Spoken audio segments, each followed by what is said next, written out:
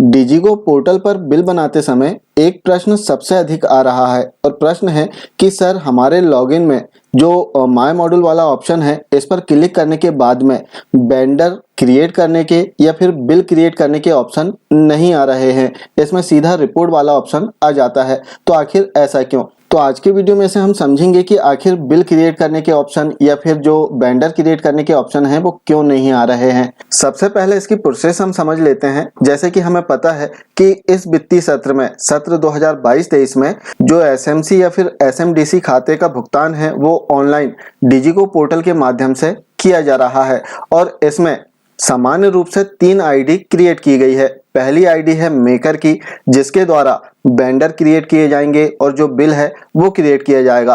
दूसरी जो आईडी है चेकर की आईडी है, अर्थात वेरीफायर की आईडी है, जो मेकर के द्वारा बिल बनाए गए हैं इसे वेरीफाई करेंगे।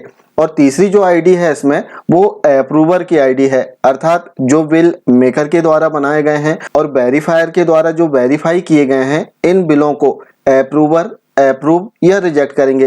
तो इस प्रकार से सामान्य रूप से 3 आईडी बनी है।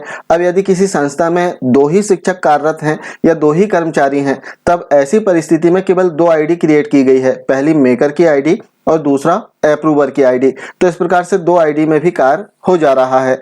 अब हम बात करते हैं कि यदि वेंडर क्रिएट करने का या फिर बिल क्रिएट करने के ऑप्शन ना आए तब क्यों नहीं आ रहे हैं। तो जैसे आप देख सकते हैं कि एक आईडी हमने ओपन किए हैं, दोनों ही आईडी हम देखेंगे।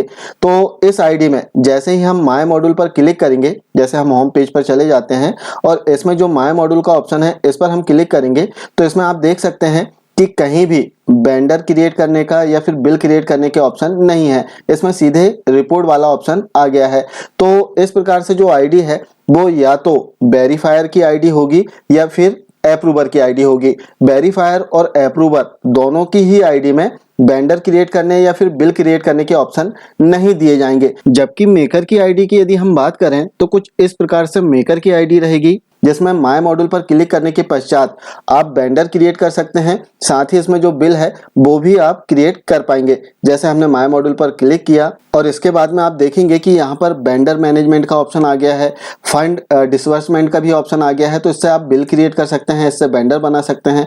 तो मेकर की जो आईडी है केवल इसमें ही वेंडर क्रिएट करने के ऑप्शन आएंगे और जो बिल है इसे क्रिएट करने के ऑप्शन आएंगे। अब यदि आपके लॉगिन में ऑप्शन नहीं आ रहे हैं तो आप समझ लें कि आपकी जो आईडी है वो वेरीफायर या अप्रूवर की आईडी है। मेकर की आईडी में सिर्फ आपको वेंडर क्रिएट करने और बिल क्रिएट करने के ऑप्शन दिखाई देंगे। अब प्रश्न आता है कि हमें कैसे पता चले कि हमारी शाला में या फिर हमारी संस्था में कौन मेकर है, कौन वेरीफायर है और कौन अप्रूवर है। तो इसकी जानकारी आप अपने वरिष्ठ कार्यालय से प्राप्त कर सकते हैं या फिर अप्रूवर की आईडी से आपने लॉगिन किया हो तो माय मॉड्यूल पर क्लिक करके आप चेक कर सकते हैं कि आपकी संस्था में कौन कौन सी आईडी रजिस्टर्ड हुई है। इसके लिए जैसे ही आप माय मॉड्यूल पर क्लिक करेंगे तो एक नया पेज आएगा जहां डैशबोर्ड पर आपको क्लिक करना है और इसके बाद में मॉनिटरिंग डैशबोर्ड इस ऑप्शन पर क्लिक करें। जैसे आप क्लिक करेंगे तो एक नया पेज आपके सामने आएगा जहां आप देखेंगे कि नॉन परफॉर्मर का एक ऑप्शन दिया गया है। मोर पर आपको क्लिक करना है और जैसे आप मोर पर क्लिक करेंगे तो आपकी संस्था में जितनी आईडी क्रिएट हुई है उन सभी की डिटेल आ जाएगी। इसमें सबसे लास्ट में मेकर की आईडी रहेगी, सेकंड नंबर पर चेकर की आईडी रहेगी, जो वेरीफायर है उनकी आईडी रहेगी और फर्स्ट नंबर पर अप्रूवर की आईडी आपको दिखाई देगी। तो इस प्रकार से आप चेक कर सकते हैं अप्रूवर की आईडी से कि आपकी संस्था में किनकी आईडी क्रिएट की गई है, या फिर आप अपने वरिष्ठ कार्यालय से भी इसकी जानकारी प्राप्त कर सकते हैं। ये थी डिजिगो पोर्टल से संबंधित एक महत्वपूर्ण जानकारी। आशा है जानकारी अच्छी लगी होगी। मिलते हैं कुछ इसी प्रकार की जानकारियों के साथ में नेक्स्ट वीडियो में। तब तक के लिए जय हिंद।